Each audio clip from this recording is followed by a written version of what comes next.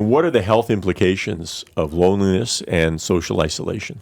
There's definitely very significant mental health implications, anxiety, depression, suicidality. But in addition to all of those, there's also just physical health consequences.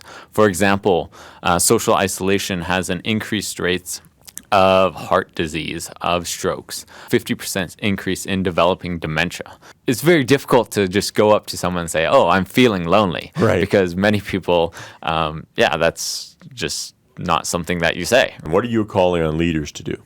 The Student Advocates for Public Health, we will be hosting a campaign called It Starts With Hello that we're wanting U of A, other post-secondary institutions to start promoting. Just saying hello to, whether that be strangers, the person at the grocery till. When was the last time that you talked to your neighbor and said hello to them?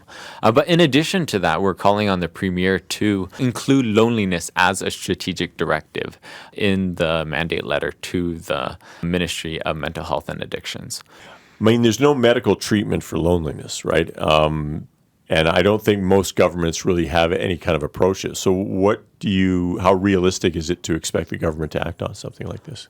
Well, it's something that other governments have been doing, in that the UK has, for example, created a Minister of Loneliness, basically showing that this is very serious, and they have done quite a few significant programs, initiatives, just bringing awareness to this growing issue. Mm-hmm. And I think that if there is political will, that is something that is feasible, because other countries have been doing this.